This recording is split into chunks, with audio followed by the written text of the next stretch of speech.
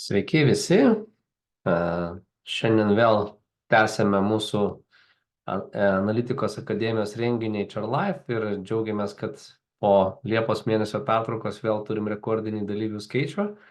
Matosi, kad tema labai aktuali ir šiandien daugiausiai paliesime darbo užmokesčio rinkos tendencijas ir galbūt labiau apžvelgsime ne vieno mėnesio, bet pusės metų tendencijas, nes jau iš pusės metų duomenų tikrai galima padaryti nemažai įžvalgų. Ir kaip matysite, 88% mūsų apklausos dalyvių, sakykime, kurie vyko pradžioj metų, buvo neteisūs. Ir būtent mūsų prognozės, kurias rodė, reiškia, Salary Pro aplikacija ir pasiteisino, ir teisūs buvo tik 11% respondentų. Tai judam toliau, šiek tiek intrigos ir pažiūrėsime, kaip visą tai atrodo. Tai trumpai apie mus, kas naujai prisijungėte, mes DQ Analytics esame Click partneriai Lietuvoje ir sukūrę esam sprendimų pardavimams, atsargoms, finansams, HR-ui, bet šiandien labiausiai skirsime dėmesį ir esame įdarbinę ir pristatysim įžvalgas būtent iš atvirų duomenų. Akcentas labai trumpas, kad Click unikalumas, kad asociatyvinė analitika yra tikrai ženkliai pranašesnė nei paprasta tradicinė analitika. Ir tikiuosi, kad tikrai šiandien turėsime netikėtų įžvalgų ir išsinešite 1, 2, 3, o gal ir 5 įžvalgas iš mūsų šito susitikimo. Trumpai analitikos brandos lygiai, tai kaip mes bekartotume, bet nežinojimo dar yra daug, jausmo, ypač personalo srityje yra dar labai daug, bet yra nieko bendro su analitika. Jeigu mes nematuojame, jeigu nežinome apskritai nei rodiklio, nei jo reikšmės, jeigu tik jaučiame, bet nesivadovavome duomenimis, tai yra arba nežinojimo zona, arba jausmų zona. Ir kaip bebūtų gaila, kol kas 90% personalo vadovų, aš aišku nekalbu apie tuos, kurie čia susijungia, yra vadovaujasi būtent jausmais arba apskritai nežinojime gyvena. Ir labai džiaugiuosi, kad vis didesnė personalo, apskritai vadovų dalis matuoja rodiklius, pradeda kelti prielaidas ir vis labiau prieina prie tikro žinojimo, kai remiantis duomenimis yra nusprendžiama, koks yra atlyginimo augimas, kokia prognozė, kokia tikimybė, kad toks atlygis išliks ir kokios koreliacijos, koks priežastingumas. Tai šiandien mes neliesime nežinojimo ir jautimo zonos. Galbūt apklausa į tai atsakys tik tai, kaip manote, bet iš esmės mes kalbėsime būtent apie viršutinę zoną. Ir čia, kaip minėjau pradžioj įžangoje, tai mes turėjome metų pradžioje tokią LinkedIn apklausą, 83 matot atsakymai, tai nėra tūkstančiai, bet jau link 100 tai jau yra tokia reprezentatyvi apklausa mūsų specialistų, saim, ir profesionalų. Tai faktas yra toksai, kad atlygis augo daugiau nei 10%, tą rodė mūsų duomenys, rodė prognozavimo modeliai, kad tai bus ir de facto mes turime augimą už pirmą pusmetį daugiau negu 10% ir teisūs buvo tik 11% dalyvių. Ir čia, ką minėjau pačioje pradžioje, ir toliau, aišku, darysim tokias apklausas, bet kol kas labai labai liūdna, kad netgi 88% dalyvių, ypač tie, kurie galvoja, kur didės iki 5% trečdalis, nepataikė ten jau labai stipriai, tai garantuotai vadovaujasi jausmais, o ne duomenimis ir nepataikymas yra labai labai gali turėti liūdnų pasekmių.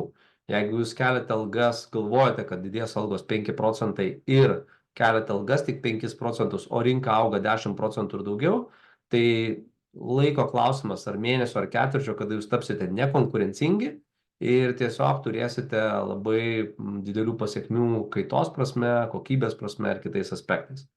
Tai čia yra rezultatai ir mes vis taip pasidalinsime su jais į pusmetį kartą, kaip mums sekasi. Ir tuo pačiu tie, kurie nesate dar įsigiję Salary Pro, kurie nesivadovaujate duomenimis, o galbūt ir vadovaujatės duomenimis, tai jums yra klausimas, kaip manote, kiek augs vidutinis darbo užmokestis rinkoje 24 metų antrą pusmetį, lyginant su praėjusiu metu tuo pačiu laikotarpiu, tai yra 24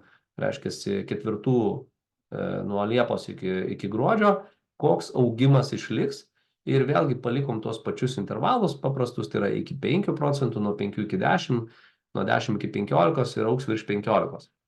Tai LinkedIn nuoroda yra, pasidalinsim ją ir čiate, kolegė Akvilė pasidalins, tai jeigu turite tokią galimybę, tai prašom sudalyvauti labai greitai šitoj apklausoj ir jinai jau yra prasidėjus, 29, berods jau 28 respondentai jau yra atsakę, bet mums labai įdomu, kaip mūsų respondentai, kurie dalyvauja čia mūsų webinaruose, kiek jūs pataikote. Ir trumpai dar akcentas, kas yra tikrai nauja ir kas tikrai dar neišnaudota, tai yra 23 metų Lietuvos įmonių efektyvumo duomenys. Kiekvieną mėnesį mes atnaujinam, dabar jau turim 17 tūkstančių įmonių duomenis su 130 milijardų ir su beveik 9 milijardais pelno. Tai aš trumpai ją dar kartą parodysiu, bet jinai yra nemokama 23 metų visų įmonių, kurios paskelbė duomenis. Ir yra daugiau negu 500 milijono metinė apyvarta, jau galite naudotis ir žiūrėti reitingus, efektyvumą ir lyginti save su konkurentais, kelti strateginius tikslus, nes tikrai dauguma įmonių jau pradeda rugsėjo mėnesį strateguoti ir kelti klausimus biudžeto prasme, tai kiek mes augsim, kaip rinka auga ir panašiai. Ir primenam visiems dar, kas nesinaudojate Salary Pro, kad Salary Pro tikrai turi daug privalumų lyginant. Dauguma tūkstančiai naudojasi BeFree Salary ir kol kas tik šimtai naudojasi Salary Pro. Tai jūsų teisė be abejo, visada Salary rodys pusės metų senumo duomenis ir neturi daugybės privalumų. Negalima išsisaugoti filtrų, negalima prognozavimo matyti su BeFree Salary, nes tiesiog technologija čia yra senesnė. Čia yra Salary Pro pastatyta jūsų cloud'u ir yra daugybė dalykų naujų ir kainuoja, tai yra 49 eurus per mėnesį. Ir jeigu žiūrėti Salary Pro papildomų langų, tai Salary Pro vystome ir reitingai tiek 25 kvantilės, tiek reitingai detaliai pagal jūsų pasirinktus konkurentus. Tai yra ženkliai išplėstas funkcionalumas vizualo prasme. Ir iš tikrųjų ateityje manau, kad dar labiau vystysim būtent Salary Pro, nes čia tikrai yra dar geresnės technologijos ir dar didesnės galimybės būtent vystyti Salary Pro. Tai perinam į demo su atvirais duomenimis. Ir pirmas mūsų visgi klausimas yra, tai kaipgi iš tikrųjų augo atlygis per pusę metų. Tai 6 mėnesio, jeigu žiūrėti rezultatus, tik 6 mėnesio yra šiek tiek sulėtėjimas 8,75% augimas ir darbo užmokesčio fondo augimas 8,78%. Bet kaip ir minėjau, šiandien daugiau dėmesio paskirsime būtent bendrai visų pusės metų rezultatų analizai. Tai jeigu mes analizuojam būtent pirmą pusmetį, tai yra 24 pirmas pusmetis su 23 pirmų pusmečiu, tai mes matome, kad atlygis augo 10,8%. Tai yra visų įmonių, kurios yra 4 darbuotojai ir daugiau, 42 tūkstančiai įmonių, 1,3 milijono darbuotojų kiekis augo labai nežymiai, 0,8%. Darbuotojų darbo užmokestis augo 10,8% ir darbo užmokesčio fondas augo beveik 12%, 11,75%. Kas yra įdomu, kad lėtėjimas yra akivaizdus per kelis aspektus. Pirmas dalykas, išdidinsiu šiek tiek tokį pirmą žinutę, kad darbuotojų kiekis ir dabar yra pasiekęs rekordinės aukštumas, bet panašu, kad darbuotojų kiekiui augti jau nebebėra vietos ir ties 1,3 milijono jisai yra užsifiksavęs ir jisai vis dar rekordinėse aukštumose, bet jau iš kur paimti naujų darbuotojų tiesiog nėra. Tiesiog visi, kurie dirba, kurie turi, kaip mes vadinam, rankas ir kojas ir bent jau kiek noro, tai visi darbuotojai yra darbo rinkoje ir tie bedarbystė yra tikrai mažam lygyje ir tie, kurie nori dirbti, tikrai jau tie dirba. Tai visgi darbuotojų kiekis yra absoliučiai aukščiausiose aukštumose, bet nebėra jau augimo, viskas, dirba tiek pat, kiek pernai metais. Kai kalbam apie darbo užmokesčio tendenciją, čia yra pirma įdomi tokia tendencija ir ją pagrysim, kodėl taip gali būti. Ir matome, kad visada nuo kovo mėnesio padidėjus buvo peržiūra tiek, jeigu paskutinius 4 metus, sakykime, analizuojant, matome kokį dalyką, kad padidėjus kovo mėnesio atlyginimų peržiūra vyksta ir po to atlyginimai nemažėdavo. Šiuo metu mes matom pakilimas atlyginimų įvyko 24 metų kovą ir labai nedidelė, reiškiasi, tokia šiek tiek kreivė žemyn, kas rodo, kad kai kurie sektoriai tikrai nebekelia tiek algų arba surišta su skatinimo sistemom yra nepasiekiami tikslai ir tiesiog atlygiai šiek tiek labai nedaug sumažėjo. Tai yra nuo 1,989 sumažėjo iki 1,958. Nu, čia 30-40 eurų mažėjimas, kas yra ten 2, sakykime, ten procentai yra sumažėjimas lyginant nuo kovo mėnesio. Bet aišku, nuo premijavimo laikų visada šiek tiek sumažėdavo ir vėliau pakildavo, bet šitą prognozę mes tuoj nukeliausime ir pažiūrėsime, ką rodo prognozė. Dar tik akcentuočiau, kad darbo užmokesčio prasme visgi dar išlaikoma augimo tendencija yra labai įspūdinga. Tai reiškia, kad jeigu pernai užmokesčio fondas buvo 2,37 milijardo, tai dabar yra 2,58 milijardo. Tai reiškia, visgi birželio mėnesį darbdaviai išmokėjo plus 200 milijonų eurų daugiau pinigų negu praeitų metų birželį. Ir dauguma šitų pinigų nukeliavo būtent ne naujiem darbuotojams, bet esamų darbuotojų kiekiui atlyginimų augimui. Ir matome, kad šiek tiek tas, jeigu čia augimas buvo nuo 2,3 milijardo iki 2,6-300 milijonų augimas buvo, tai jisai dabar lėtėja, bet nedarbo užmokesčio suma leidžiasi žemyn, bet tiesiog bazė aukštėja. Tai mūsų duomenų modeliai parodys, kaip atrodys atlygio tendencijos 12 mėnesių į priekį, bet jeigu kalbam apie faktinius darbo užmokesčio augimo tempus, tai jie vis tiek išlieka bendram kontekste įspūdingi ir paaiškinsiu dabar kodėl ir palyginsiu būtent tą iš atvirų duomenų, parodysiu, kodėl tas 8,75 arba 10,8 yra tiesiog įspūdingai. Tai keliaujame dabar į atvirų duomenų kitus appsus. Tai yra visi appsai, priminsiu, kad iš viso yra sukurta 10 nemokamų appsų. Aš peršoku dabar į manufacturing sektorio appsą ir dėl ko 10 procentų arba 8 procentų ar 12 procentų augimas apdirbamojo gamyboje atlygio yra tiesiog kelia galvos skausmą visiems personalo vadovam ir apskritai visiems vadovam. Todėl, kad apdirbamoji gamyba nuo metų pradžios padidėjo 2 procentai pardavimo pajamos. Jeigu mes žiūrėtume 24, 23, 22, tai mes matome, kad augimas jeigu apskritai paimkime gal tik 23, 24, mes matome, kad pardavimo pajamų augimas 24 metais lyginant su 23 metais siekia 2 procentus. Ir mes tai vadiname, kad kainų kelimo vakarėlis baigėsi. Nes jeigu mes pažiūrėtume, ką darė 23 ir 22 metai, kaip atrodė, tai 23 metai ir 22 jie buvo panašus ir tam pačiam lygiai netgi buvo -5, bet 22 metai ypatingai dėl energetikos, kitų dalykų, jie buvo labai turėjo stiprų augimą, 7 procentus, o šiuo metu, jeigu žiūrime nuo metų pradžios, visa apdirbamoji gamyba jau auga tik 2 procentus. Tai irgi gera žinia, kad auga, yra šalių ES, kurios nebeauga.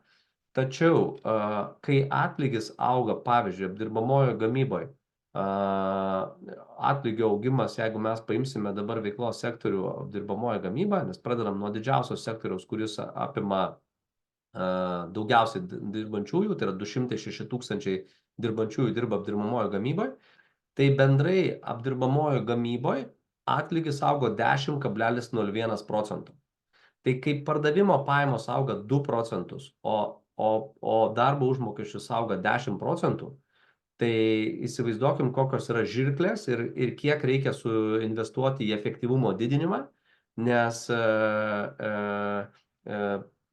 darbo užmokesčio kaip taisyklė dalis bendrai visoje kaštų struktūroje sudaro 50 procentų ir daugiau. Keliaujame į sekantį sektorių pardavimų, tai yra prekyba, tai yra antras pagal dydį sektorius ir mes turime duomenis, kad visa prekyba šiais metais, čia už 5 mėnesius jau pamėnesių yra duomenys, mes turime naujausius duomenis, kad visa prekyba krito -1 procentą. Ką tai reiškia visiems personalo vadovam, finansų vadovam apskritai? Tai yra dar didesnis galvos skausmas negu apdirbamojo gamyboje. Nes didmeniniai mažmeniniai prekyboje atlygis toliau siekia dabar 1800 eurų, dar vis didėja plus 20 milijonų, reiškia, per mėnesį. Ir jeigu mes norim pažiūrėti nuo metų pradžios iki dabar pirmo pusmečio augimą, tai mes matome, kad prekyboje atlygis padidėjo 9,4%. Tai kai mes turime minus 1% pardavimų pajamų, o maržos ir kainų augimo ribos yra labai jau mažos galimybės. Primityviausia būdai pakelti kainą, jie buvo išnaudoti prieš metus, prieš 2, prieš 3, bet dabar lengvai kainą pakelti, kai yra ribota paklausa, tikrai yra labai sudėtinga. Tai tas gepas vadinamas tarp augimo atlygio, tarp -1 ir +9,4 yra 10%. Tai ilgai taip tęstis negali, jeigu įmonė nesugeba efektyvinti savo veiklos, tai praktiškai laukia 2 variantai, arba bankrotas, arba darbuotojų atleidimas, arba geriausių darbuotojų praradimas. Čia visi scenarijai yra, ilgalaikiai scenarijai visais atvejais yra liūdni. Dabar pagrįsiu dar kartelį tada, kas įvyko iš atvirų duomenų per paskutinius 23 metus ir bendrai dar palyginsiu šiek tiek. Tai jau 23 metai buvo, va čia mes turime 17 tūkstančių įmonių, kurios 500 milijono eurų daugiau daro apyvartą.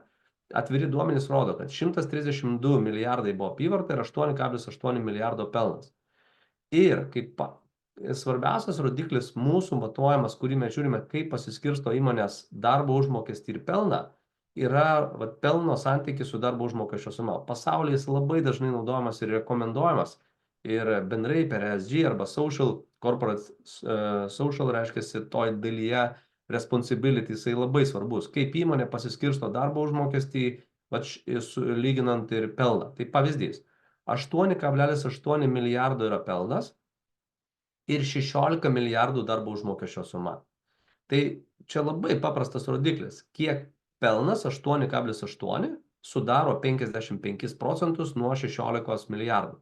Kitaip sakant, 100 eurų darbuotojui ir 55 eurai akcininkui.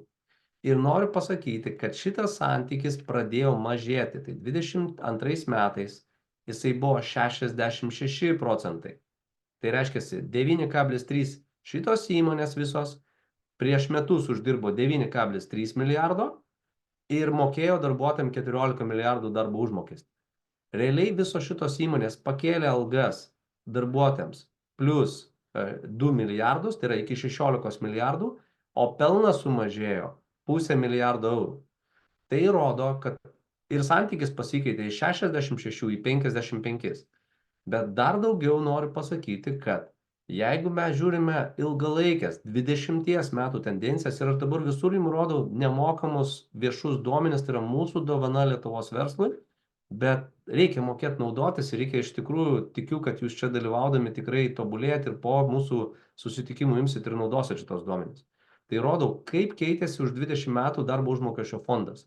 Nuo 2,5 milijardų jis dabar užaugo iki 18 milijardų. Čia yra 22 metų duomenys, pilni jau absoliučiai. Metų gale jie bus atnaujinti iš statistikos departamento, mes juos vėl atnaujinsim, turėsim 23 pilnus, pristatysim jau.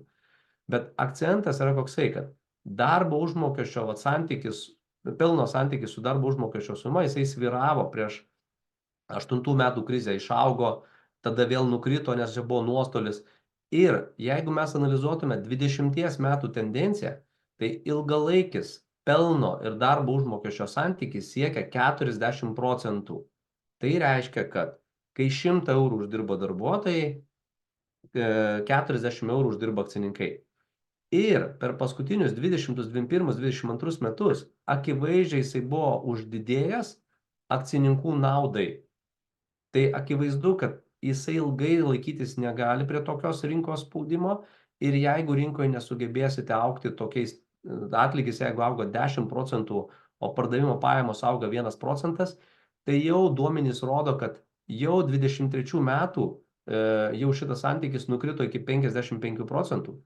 Ir prie dabartinių duomenų, kuriuos mes jau dabar matom iš pusės metų, mūsų prognozė, kad jis toliau mažės, tik neaišku, ar jisai numažės iki 50% ar iki 40% 24. Bet ką tai reiškia jums? Tai reiškia, kad jeigu jūs esate personalo vadovai arba finansų vadovai, tai reiškia, kad akcininkai pripratę prie 15% nuosavybės grąžos, turės susitaikyti su mažesne nuosavybės grąža.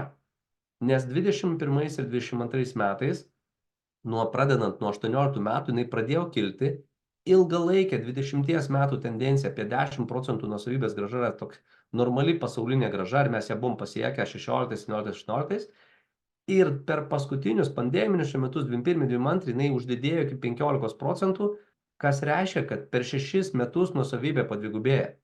Ir akcininkai tikrai priprato prie tokios grąžos ir dar daugiau yra sektorių, kur 20% nuosavybės grąža, o tai reiškia, kad per 5 metus nuosavybė padvigubėja.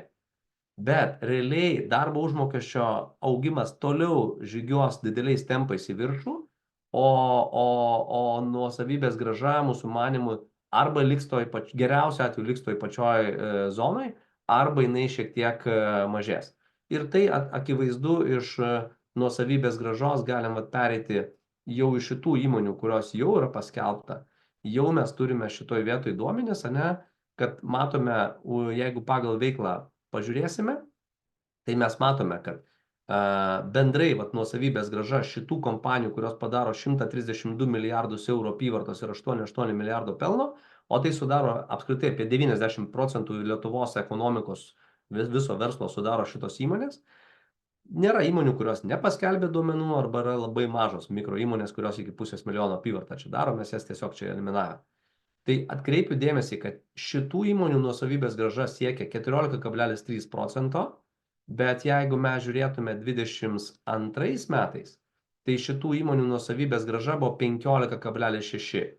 Tai kai mes jau turime 90% rinkos duomenis ir matome, kad akcininkų nuosavybės grąža sumažėjo daugiau negu 1%, mes jau drįstam teigti, kad šitas bendras 23 metų rodiklis tikrai akcininkam bus prastesnis negu buvo, bet visgi dar yra labai labai aukštas. Ir dar atkreipsiu dėmesį, kad jeigu kalbam apie didmeninę mažmeninę prekybą, tai čia yra 17% nuosavybės grąža, apdirbamojo gamybai 17% grąža. Transporte saugome viskas, jau pernai metais buvo tik 9% nuosavybės grąža ir čia stagnuoja šitas sektorius jau iš anksčiau ir prasideda įvairūs jau bankrotai. Tie, kas nesuvaldė plėtros arba neefektyviai dirbo, jau turi reikalų jau ir 23 metais. Ir dar tada pabaigai, kad pilnai uždaryti visus šitą viešų duomenų klausimą bendrai, kad jūs galėtumėt pilnai strategiją ruoštis analizuoti savo konkurentus, tai jeigu mes čia turime 17 tūkstančių, virš 17 tūkstančių įmonių, toj reitingė parodysiu 17 544 įmonės. Tai noriu atkreipti dėmesį, kad čia irgi suskaičiavome 75 kvantilio įmonės, medianą ir 25 kvantilio įmonės. Ką tai reiškia? Iš 17 tūkstančių įmonių, pusė įmonių, tai yra 8500 ten, kaip pavyzdį įmonių, dirba su tokiais rodikliais, kiekvieno rodiklio atžvilgiu. Augimą turėjo 4,4%, pardavimo pajamos 121 tūkstantis, turėjo pelną 4 tūkstančiai, 3,4 pelningumą, 1400 atlyginimas, 17% nuosavybės grąža ir turto grąža 7%. Top 25% geriausių įmonių dirbo su tokiais rodikliais. 21% augo, 300 tūkstančių pardavimo pajamos, 16 tūkstančių pelnas, 9,7 pelningumas, 2000 atlygis, 39% nuosavybės grąža, 18% turto grąža.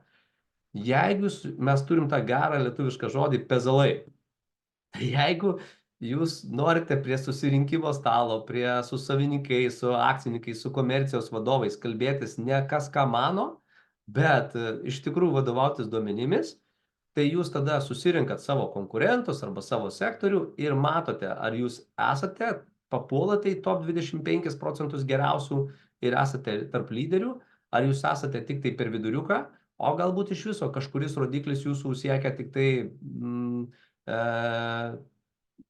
vieną iš prasčiausių rodiklių. Tai yra ketvirtadalis prasčiausiai dirbančių įmonių dirba su tokiais rodikliais. Sudykit, yra skirtumas, kur 16 tūkstančių pelnas ir kur 238 eurai pelnas per darbuotoją per metus. Yra skirtumas, kur 2000 eurų atlygis ir 971. Ir čia akcentuoju, kad Jeigu jūs pasirinkote veiklą, pavyzdžiui, pasirinkote didmeninę mažmeninę prekybą, tai be abejo, jums reiktų leistis gilin, pasirinkti galbūt tik tai mažmeninę prekybą kaip pavyzdį, ir tada jau mažmeninėje prekyboje žiūrėti, tai kaip mažmeninėje prekyboje, koks yra iš 1500 įmonių, iš karto suskaičiuojam reitingą, ir čia yra geriausios įmonės, kurios turi šitos rezultatus, ir čia yra tikrai prasčiausios įmonės, kurios turi tokius rezultatus. Tai keliaujame dabar į salary, grįžtame dar į business KPI trend ir akcentuoju, kad čia yra 22 metų duomenys ir čia jūs galite matyti ilgalaikės tendencijas per kapitalo analizę ir dar parodysiu, kad analizė per darbuotoją. Tai yra pardavimo pajamos per darbuotoją, pavyzdžiui, pelnas per darbuotoją. Tai jeigu jūs nežinote, kur rasti tokius duomenis, tai ateinate į šitą appsą, Business KPI Trend, ir už 20 ar 15 metų galite pamatyti už bet kokį, pavyzdžiui, apdirbamoji gamyba, baldų gamyba.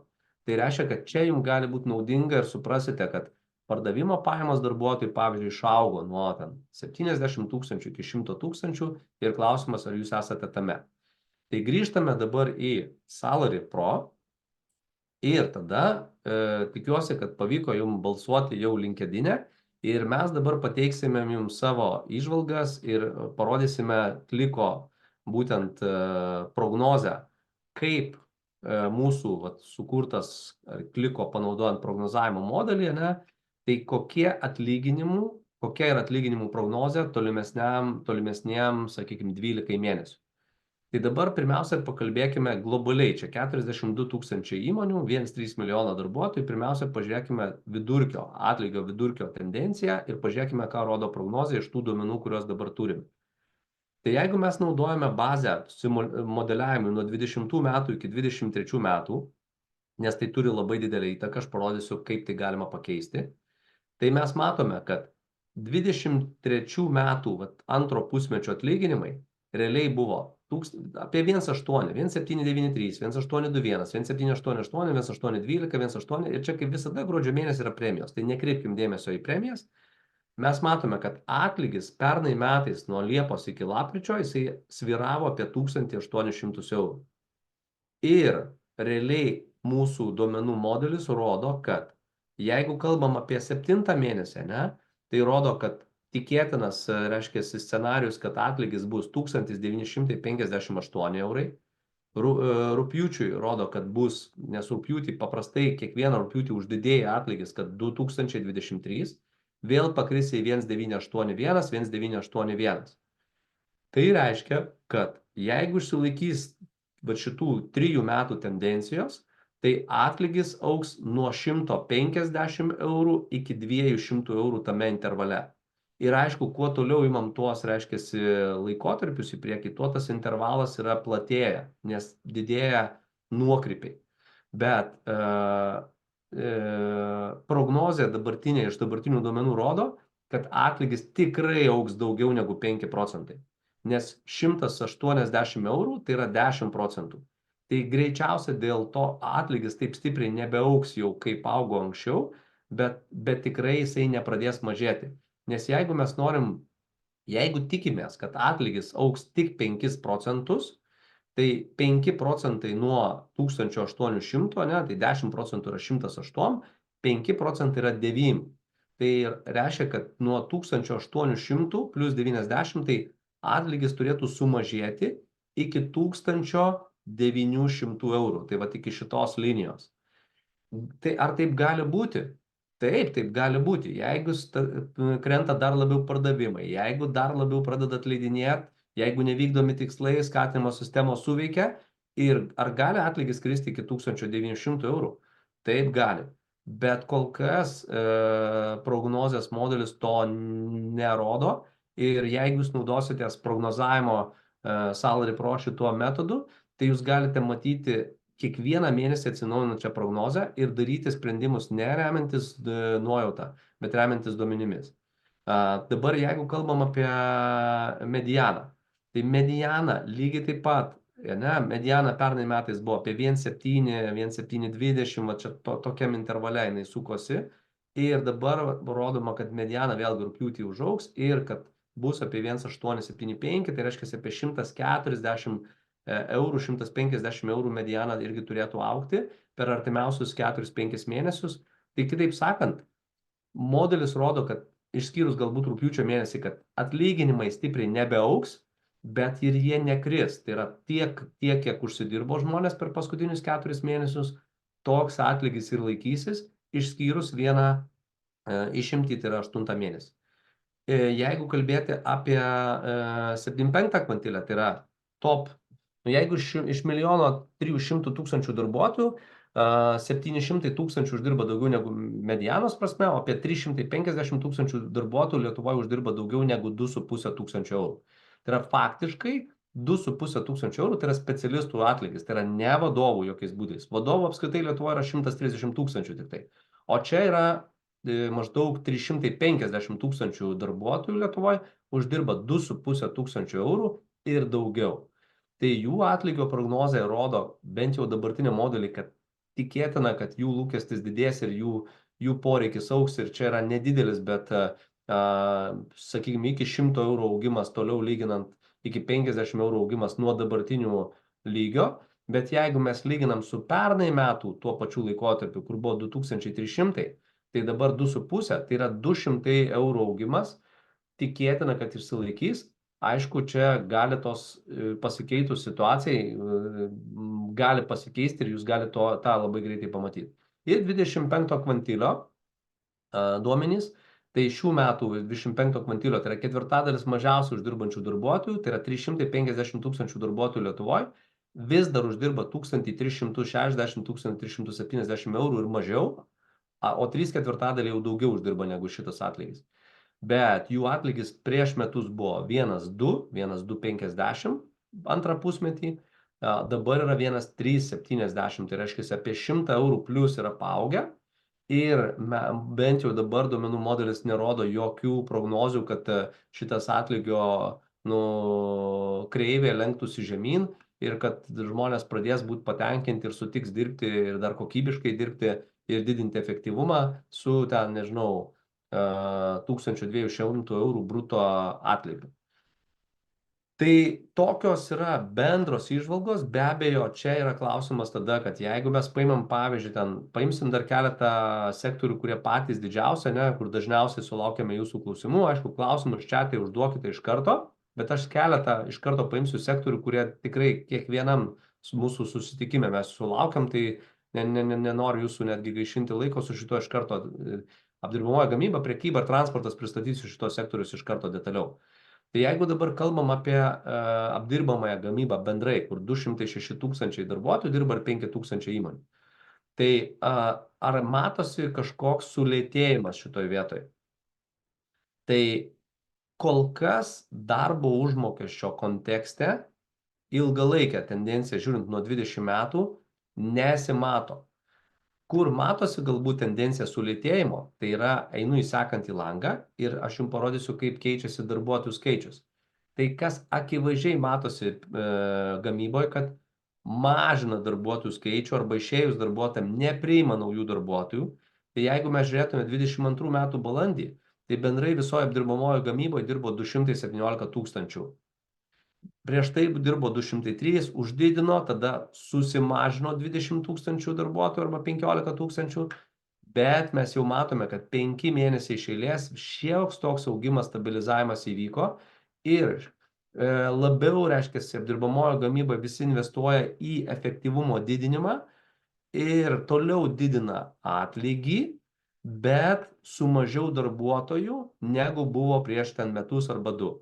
Tai va tokia yra apdirbamosios gamybos tendencija ir čia galim prognozę matyti globaliai, reiškia, ir vidurkį, ir medianas, kvantilės čia jau nebesiplėsiu. Dabar, kai kalbame apie, aišku, jeigu jūs norėsite savo, galit pasimti baldų gamybą, galit pasimti tik savo sektorių, tik savo savivaldybę, sakom, pasiėmėm baldų gamybą ir domina, pavyzdžiui, nežinau, tik tai Vilniaus ten savivaldybė. Tai reiškia, kad jūs galite, naudodamėsi šitą appsą, nukeliauti iki pat detaliausio lygio, bet dabar tikrai tam neskirsime tiek laiko, nes sektorių yra čia šimtai, o mūsų laikas yra ribotas čionais. Tai dabar einame prie kito didelio sektoriaus, tai yra didmeninė mažmeninė prekyba. Ir čia aš būtinai noriu nuleisti tą dar detalesnį lygį, nes čia atrodo bendrai vidurkis toksai, bet iš esmės yra dvi skirtingų greičių, kaip sakant, teritorijos. Jeigu mes paimam didmeninę prekybą, tai didmeniniai prekyboje 3,5 tūkstančio darbuotojų dirba su 63 tūkstančiais, atsiprašau, 3,5 tūkstančio įmonių su 63 tūkstančiais darbuotojų. Ir mes čia matome, kad atlygis sustagnavo, tai reiškia, pakėlė kovo mėnesį, bet akivaizdžiai matom, kad jis nebedidėja. Ir prognozė rodo, pavyzdžiui, vidurkio, kad ir laikysis vidurkis 2,3.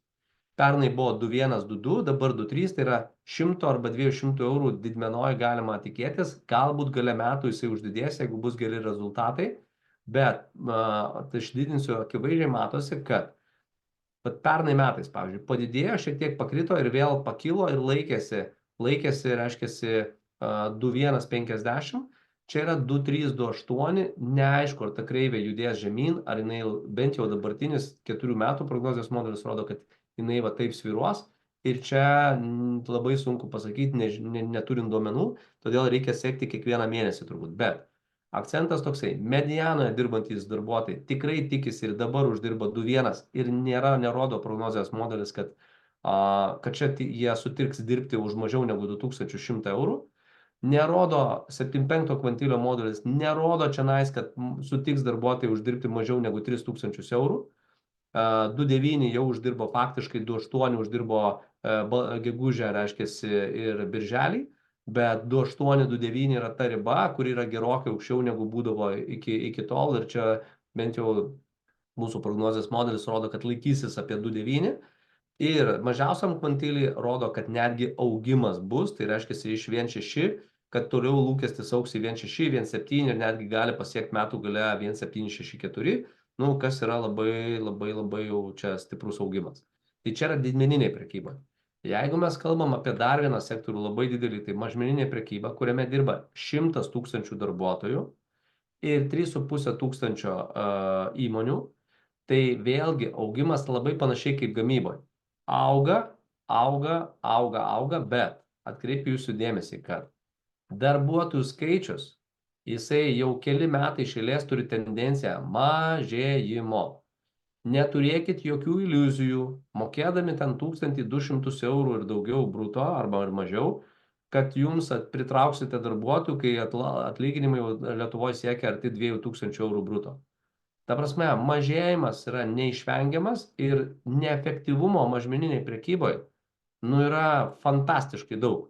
Mes turime maždaug 2 kartus mažmeniniai prekybai per daug atsargų ir netgi tokio rodiklio kaip GMROI, pavyzdžiui, 1 euras investuotas į atsargas, kiek sukūrė pridėtinės vertės, 9 iš 10 vadovų nėra girdėję ir netaiko skatinimo sistemose.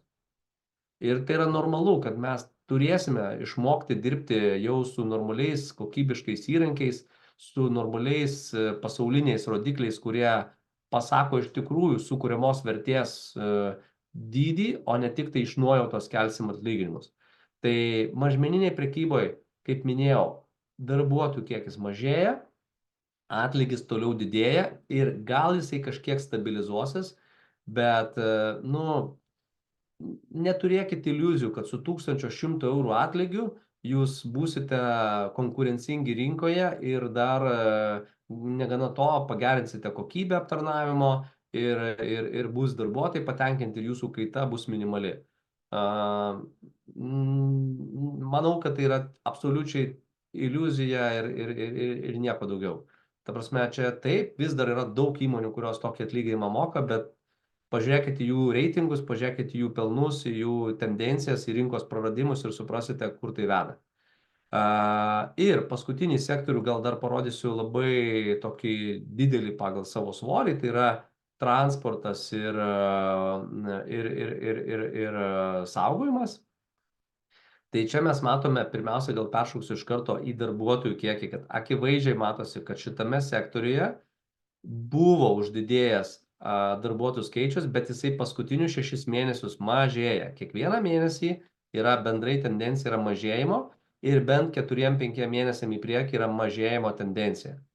Tai reiškia, kad čia turėtų būti ženkliai lengviau surasti darbuotojus, nes jie, jeigu jau dirbo tas 108 tūkstančiai, tai kai 5 tūkstančiai netenka darbo, tai čia yra, kai turime tik tai ženkliai mažėjantį darbuotojų kiekį, tai surasti darbuotojus, prisitraukti yra žymiai lengviau, kad ir už tą patį atlyginimą.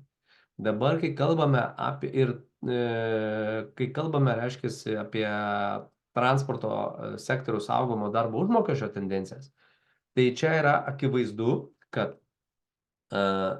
bendrai žemiau, tai yra žemiau Lietuvos vidurkio ir visi atlygiai yra žemiau Lietuvos vidurkio, tiek medianos, tiek kvantilės, tiek 25 kvantilė. Ir čia yra labai labai šitoje vietoje pavojinga. Paaiškinsiu kodėl. Jeigu mes kalbame apie prekybą ir gamybą, dabar pagrysiu, kodėl taip mes manome, ne? Paimkime dabar šitos, nes duomenys tai rodo, žiūrėkit, paimu dabar šitos 3 didžiosius sektorius ir mes matome, kad didmeniniai mažmeniniai prekyboje nuosavybės grąža akcininkų siekė pernai metais 17,6%. Ar gali akcininkai susitaikyti su nuosavybės grąžos sumažėjimu iki 15%? Fantastinė grąža vis dar ir tai ten niekas neatsitiks. Nuosavybė padvigubės ne per 6 metus, o per 7 metus. Apdirbamoji gamyba. Ar turi akcininkai lašinukų, ar turi gerą grąžą, ar turėjo gerą grąžą? Taip, fantastinė grąža. Atkreipiu dėmesį, kad transporte ir saugojime nuosavybės grąža jau buvo žemiau 10% 23 metais. Arba dar kitaip palyginsiu, kad pelno santykis su darbo užmokesčio suma bendrai visų šitų įmonių, sektorių, didmena, apdirbamoji gamyba ir transportas siekia kem 9%, vis dar apie 10% daugiau negu apskritai Lietuvos ilgalaikė 20 metų tendencija, kuri primenu yra 40%. Ir prekyba ir gamyba vis dar yra gerokai aukščiau ir jie turi riebaliukų, turi labai dar gerą pelnus užsidirbę ir jie tikrai turi galimybę didinti darbuotojam atlygį pelno sąskaitą. Tuo tarpu transportas ir saugojimas tiek su algom buvo prastai atrodė rinkoje, tiek su pelno santykiu su darbo užmokesčio suma, tiek su efektyvumu per darbuotoją, tiek su pelnu per darbuotoją, tiek su pelningumu. Su daugeliu rodiklių transporto sektorius jau prastai atrodė 23 metais. Bet ar visos įmonės atrodė prastai? Paverskim visą transportą 15 milijardų pagal įmonės. Paimkim dabar čia įmonės, kurios yra, sakykim, stambios ir vidutinės, ne? Palikim čia tokius vieno kalibro maždaug. Stambios ir vidutinės įmonės daro 11 milijardų. Tai reiškia, kad iš šitų įmonių, jeigu mes pažiūrėsime, kaip atrodo, pavyzdžiui, jų reitingas, tai mes matome, kad top reitinge tos, kurios dirbo geriausiai, tai jos turi 119 tūkstančių pardavimo pajamos per darbuotoją, 6,7 tūkstančio pajamas per darbuotoją, pelną per darbuotoją ir 28% nuosavybės grąžą.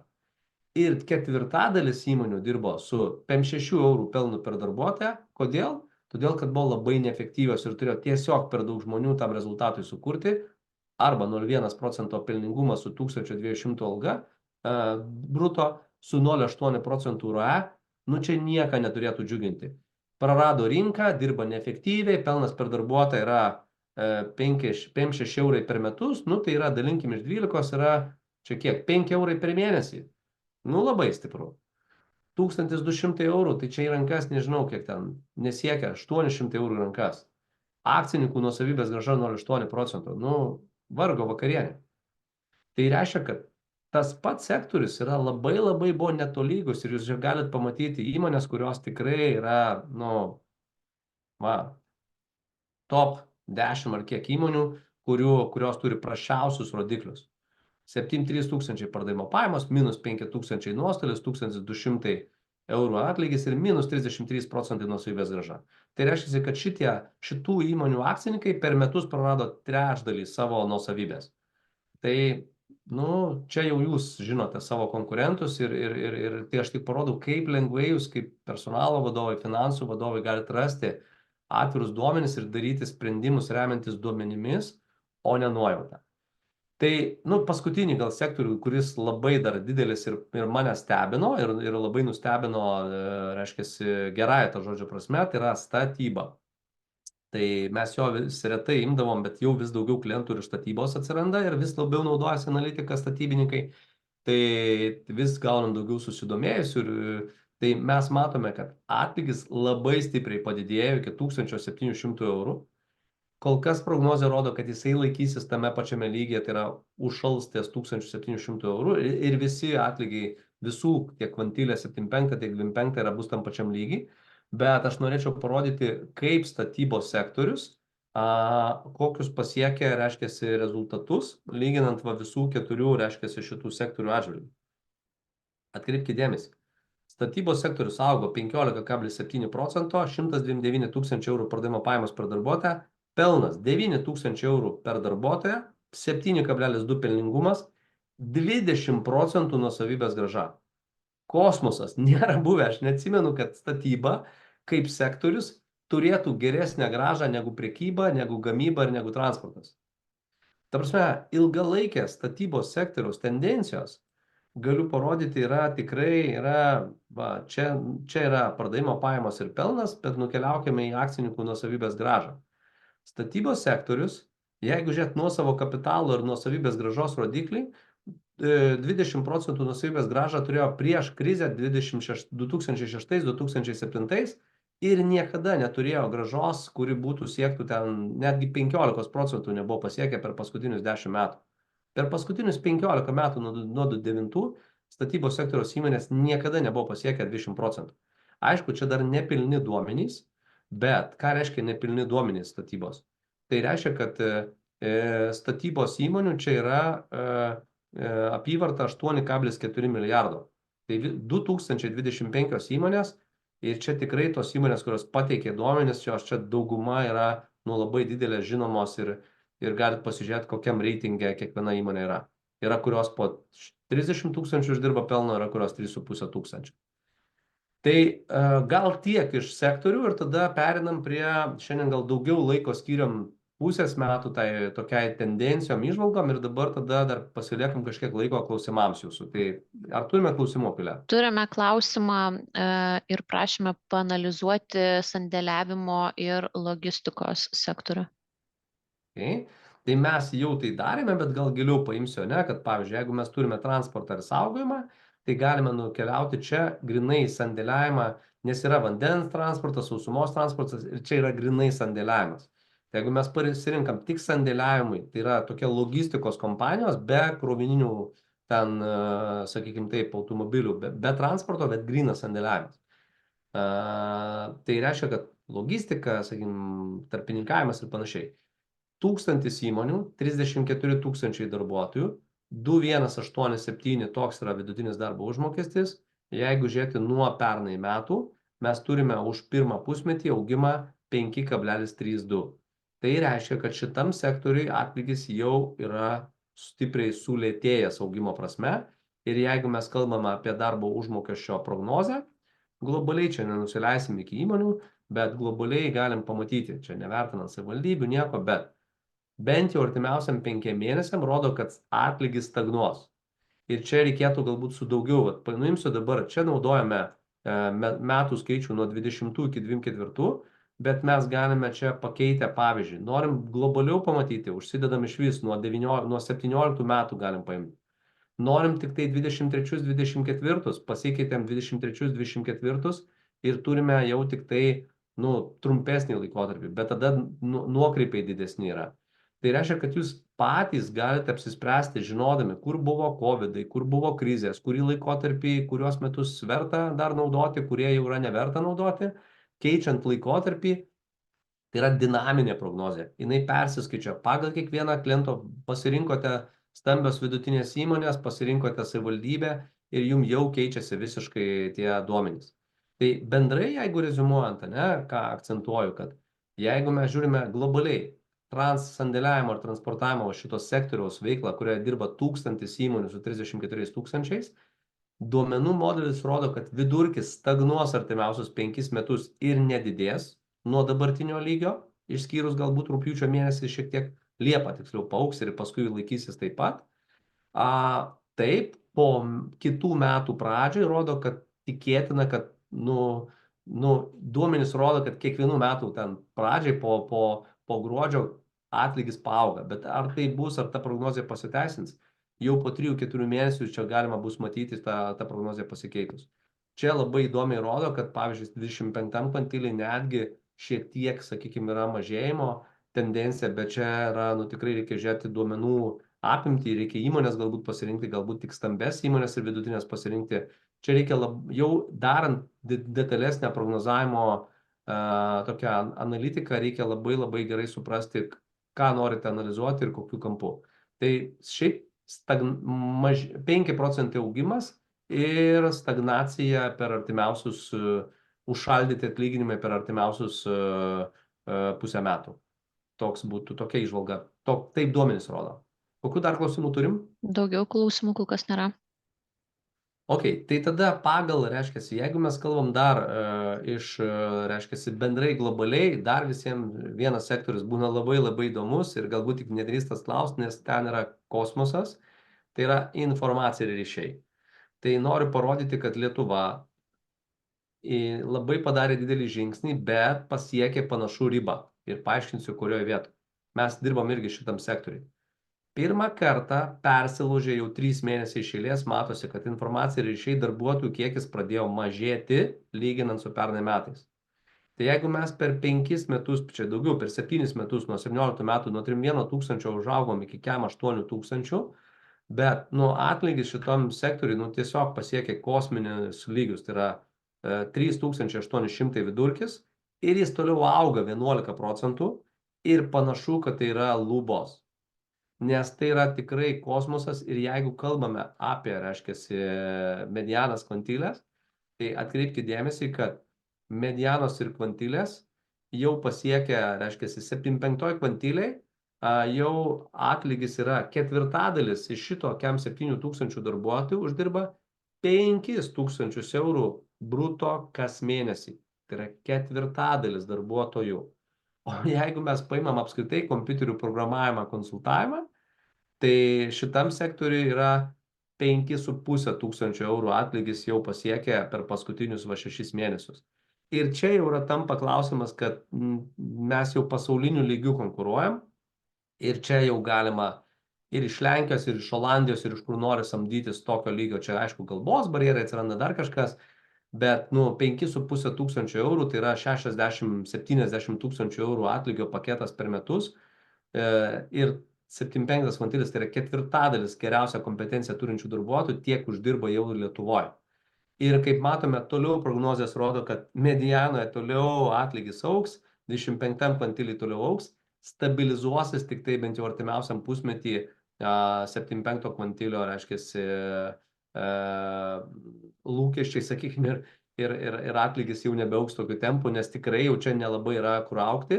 Bet, laikas parodys, ar čia mūsų prognozė yra teisinga, neteisinga, bet čia galbūt gera žinia visiems personalo vadovam, kurie dirba šitam kompiuterių programavimo konsultavimo sektoriui, kad bent jau artimiausiu metu nenusimato, kad 100 tūkstančių eurų reikės mokėti, norint pritraukti kokybišką 3-4 metų patirtį turintį programuotoją.